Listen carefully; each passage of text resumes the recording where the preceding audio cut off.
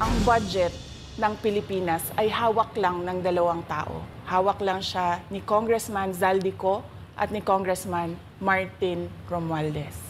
Yan ang katotohanan. 21.6 billion. Nandito, ginagyan ko ng tag. 11 projects. Pagdating sa GAB 1, General Appropriation Bill, white book with red letterings. Pumasok din, fitful copy, 11 projects, 21.6 billion. Pagdating sa GAB 3, third reading dito sa House of Representatives, binawasan ng 5.4 billion, ang naiwan 16.1 billion. So sa House of Representatives pa lang, binawasan na yung ODA. And you know what happened pagdating sa GAA. Pagdating sa GAA, this is now the product of both the Senate, the House of Representatives, at saka sa BICAM. Zero kinatay yung buong ODA. Nakakahiya sa ating mga foreign creditors. Punta naman tayo sa 2025. Ito yung ginawa. As is, yung proposal, National Expenditure Program, 11 projects, foreign funded, 11 total of 27.5 billion nandito. Nilagyan ko ng marker.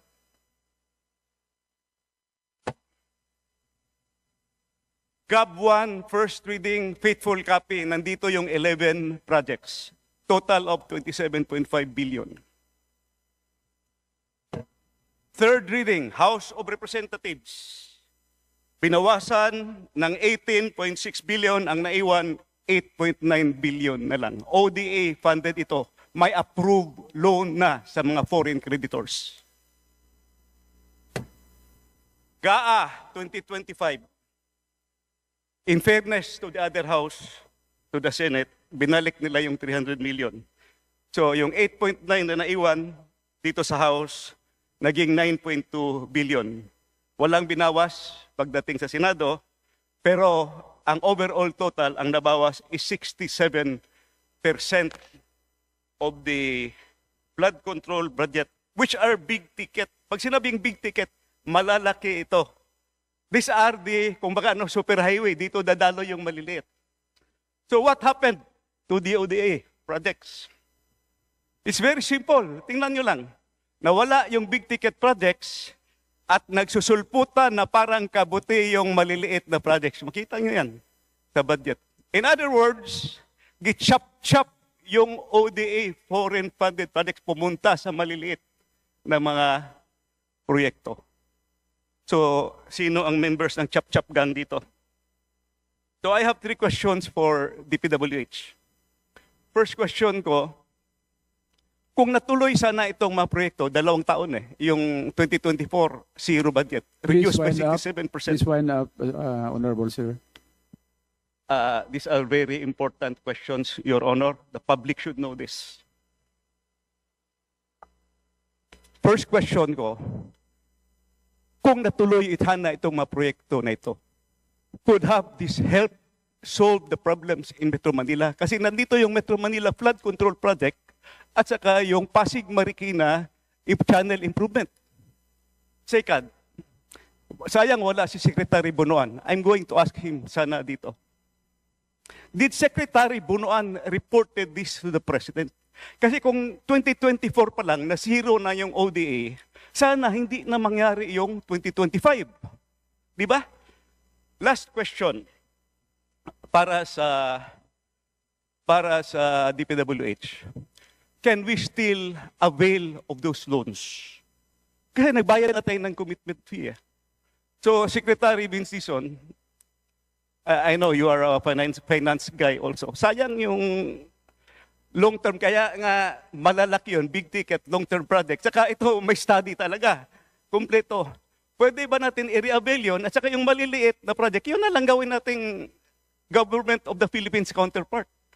I hope we can do that. So, yun po, yun lang po ang matanong ko. Sana meron pa akong isang question, hindi ko na lang idagdag. let's hear from DPWH, Madam Chair. Thank you very much, Honorable Sidungab. Sir, tama po kayo, no? Napaka-importante po ng ating mga flagship projects, no? Gago na po yung mga foreign funded projects, no? Dahil po hindi po pwedeng madigay ito. Dahil ang mga digay may kaakibat na dagdag na babayarin at meron din kaakibat na dagdag na utang.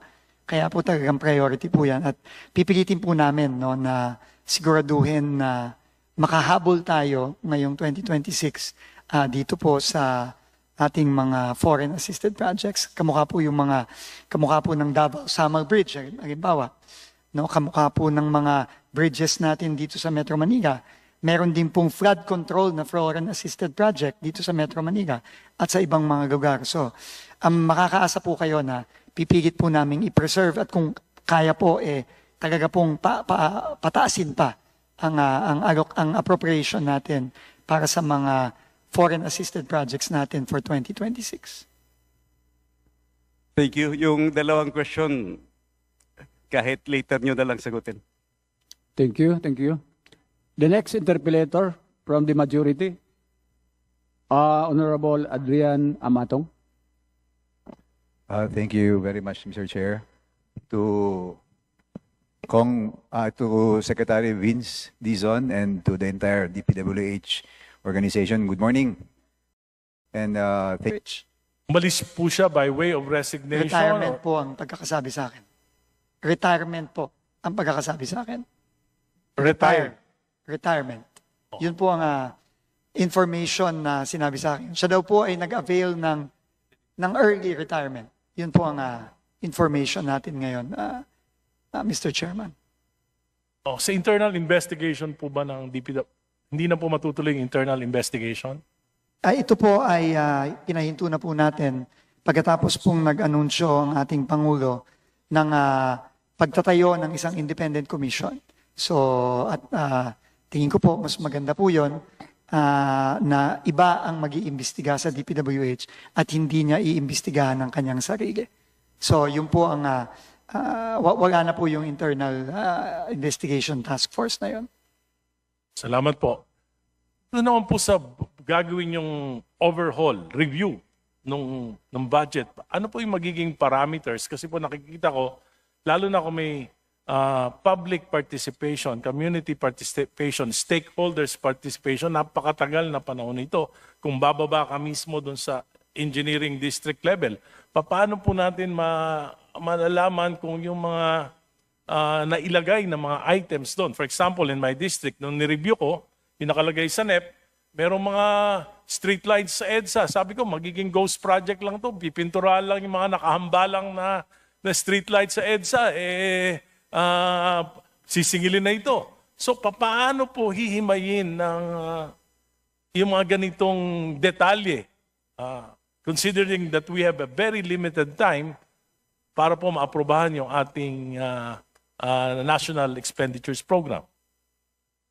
Tingin ko po, dahil nga po limitado ang ating oras, kailangan po talaga magsisimula tayo dun sa unang-una, yung mga proyekto na na-point out ng mga members of Congress na either completed, na pinondohan pa rin, yung mga double counting, at ibang pang mga mali sa budget.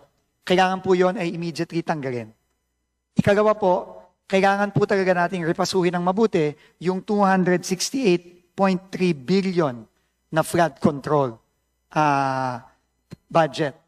Yan po ay kailangan po talaga nating, tingin ko, kailangan po talaga nating bawasan without compromising yung mga area po na nangangailangan naman po talaga.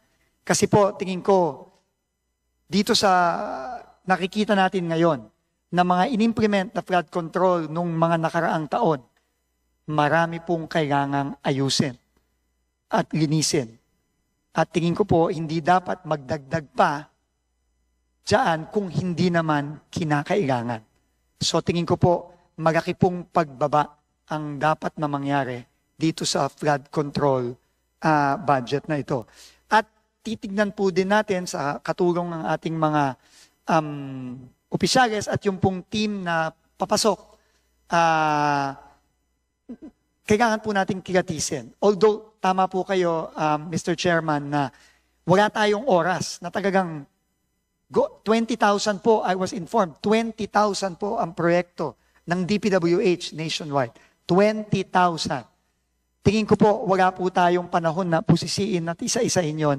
Pero, tingin ko naman po, magagaman natin kung ano yung mga hindi kailangan, kung ano yung mga duplication, kung ano yung mga completed na pinondon pa ulit. At kagaya ng sinabi nyo po, yung obvious na mapupunta lang kung saan-saan ang pondo ng mga kababayan natin. Yun po ang pipilitin natin gawin given the limited timeline na ibibigay po sa atin ng ating komite. Subalit, nakikita po natin na talaga naman, nung mga nakaraan, pinaprioritize yung mga proyekto na talagang malaki ang tongpats. Kaya pinaprioritize. Pero hindi nabibigyan ng pondo yung kailangan. Sa pagre-repaso po sana natin dito sa budget na ito, alisin na natin yung malaki ang tongpats na hindi naman kailangan. Subalit, huwag naman tayong matakot na lagyan ng pondo yung may mga pangangailangan kahit ito po ay flood control project. For example, in Metro Manila. At yan po ang ikinagalit ng Pangulo. Yung paghihirap ng mga kababayan natin na talagang binabaha, na apektuhan yung kanilang buhay.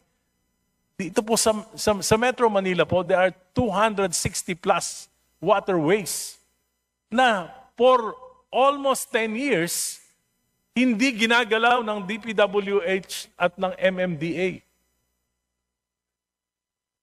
Sa statistics, mga 40% lang po ng mga solid waste yung nakukuha sa ating mga waterways. Kaya yung carrying capacity ng mga, lalo na yung mga natural waterways, wala na po. Kaya bumabaha. Kung i-dredge nyo po yung mga waterways na yan, yung mga tributaries ng Pasig River, Marikina River, baka makakuha po kayo dyan ng 100 million tons of solid waste, mga burak, at kung mapipre natin yung mga waterways na ito, mababawasan po at least 50% yung baha sa Metro Manila. Ayon po yan sa pag-aaral ng JICA at ng World Bank. At nagtataka ko, bakit takot na takot ang DPWH na magkaroon ng contracted dredging program sa mga waterways natin? Eh hindi naman kaya ng DPWH, hindi naman kaya ng absorptive capacity ng DPWH at ng MMDA yung dredging. Sa ngayon po, patsi-patsi lang ang dredging. Kung sa may reklamo, doon magde-dredge. Palipat-lipat lang yung mga bara ng ating waterways. So, ito po yung malaking problema na napakadali na bigyan ng solusyon. If we will dredge the waterways in Metro Manila, next year po, bawas na ng 50% yung baha sa Metro Manila. Dapat hindi tayo matakot. Dahil may problema sa flood control, ang magiging natural reaction ba natin ay wag na tayo mag-flood control? Yun po yung aking suggestion sa inyo ngayon. Mr. Chair, tama po lahat. No? Unang-una po, na-mention na rin niyo po kanina, yung mga proyektong siguro medyo matataas ang tongpats. Ina-assure ko po kayo na, halimbawa, yung pong mga rock netting, yan po, sinabihan ko na po talaga, kailangan tanggalin po yan. No? Kailangan po tanggalin yung mga ibang proyekto na katulad ng mga bagong mga streetlight na madali pong dayain. Pero ito pong dredging na sinabi nyo, 100% po akong agree sa inyo, Mr. Chair. In fact, ito na po rin ang sinabi ni Mr. Ramon Ang nung nag-offer siya na siya na ang gagasta. At ang kanyang solusyon lang ay simple. I-dredge natin, linisin natin ang lahat ng waterways sa NCR. At siya po ay nakakasigurado na kung hindi man mawawala, mababawasan substantially ang baha sa Metro Manila. Yan po ay gagawin natin. Mr. Chair.